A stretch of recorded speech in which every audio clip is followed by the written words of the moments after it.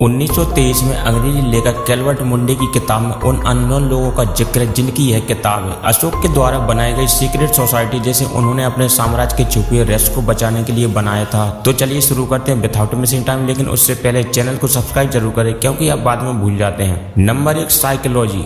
यह किताब साइकोलॉजी से संबंधित है। इस किताब को सबसे खतरनाक माना जाता था क्योंकि इसमें साइकोलॉजी के सूत्र बड़ी बारीकी से लिखे गए थे जिससे आप हजारों की संख्या में लोगों का ब्रेन वॉश कर सकते थे। Number 2, physiology.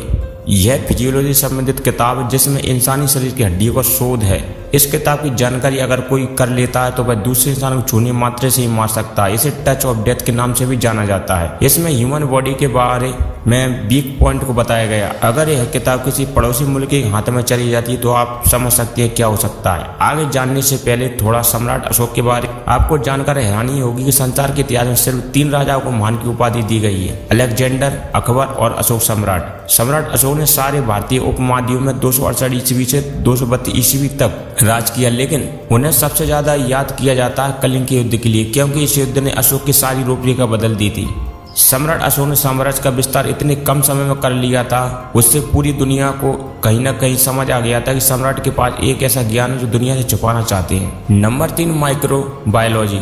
तीसरी किताब माइक्रोबायोलॉजी से संबंधित जिसमें बताया गया कि इंसान कैसे सूक्ष्म वायरस से पूरी मानव जाति का अंत कर सकता। उदाहरण के लिए कोरोना वायरस। इसमें जीवन चक्र के बारे में बड़ी बारीकी से बताया गया कैसे मानव जीवन मिला और कब मानव जीवन समाप्त हो सकता है और उससे बचने के कारगर तरीके।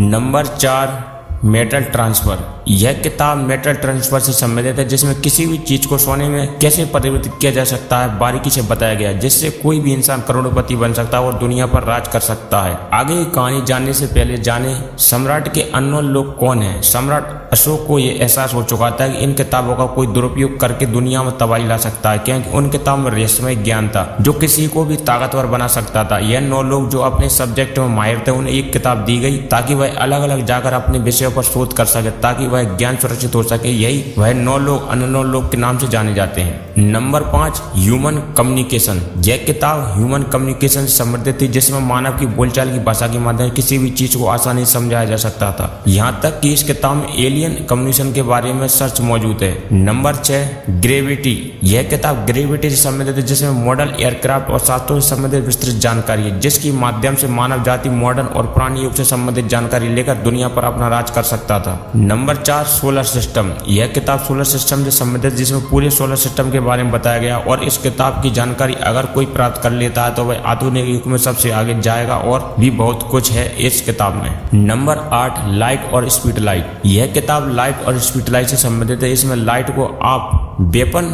के रूप में कैसे इस्तेमाल कर सकते हैं उसकी जानकारी विस्तृत से दी गई है। अगर यह जानकारी किसी पड़ोसी मुल्क को प्राप्त होती है तो वह लाइट के माध्यम से दूसरे देश के विरुद्ध वेपन का उपयोग कर सकता है। Number 9, psychology. यह किताब साइकोलॉजी से संबंधित है जिसमें उस वक्त की मानव सभ्यता और दूसरी सोसाइटी की चढ़ती हुई और उतरती हुई क्रियाओं को बताया गया है। इन सारी किताबों की जिम्मेदारी द ग्रेट सम्राट अशोक के पास थी। कहीं सुरक्षित स्थानों पर किसी भी मानव जाति के हाथों में लगती है तो नुकसान होना निश्चित है। कहा जाता है कि वह 9 लोग के पूर्वज आज भी उन किताबों में नए अध्याय जोड़ते रहते हैं और सरवाइव कर रहे हैं। इन किताबों के बारे में 2 कहानी बहुत प्रचलित है। पहली है कि इन लोगों ने अपने अपने फील्ड की बुद्धिमान लोगों पर नजर रखी और अपने रिटायरमेंट के बाद यह किताब उन लोगों को दे दी। इस हिसाब से आज भी यह किताब 9 लोगों के पास है। दूसरी कहानी के अनुसार 9 लोगों ने ऐसी केमिकल की खोज कर ली थी जिसके कारण इनकी उम्र कभी नहीं बढ़ सकती थी और यह 9 लोग आज भी उसी केमिकल की बदौलत वह आज भी मानव इतिहास को बनते और बिगड़ते हुए अपनी किताबों में लिख रहे हैं। यह दूसरी थ्योरी सुनने में थोड़ी अजीब लगती है लेकिन सम्राट अशोक ने जिन लोगों को चुना था उनका एकमात्र यही उद्देश्य था मानव जाति की रक्षा, सुरक्षा और विकास। आपके अनुसार क्या वह 9 किताबें आज भी मौजूद हैं? कमेंट में जरूर बताएं। धन्यवाद।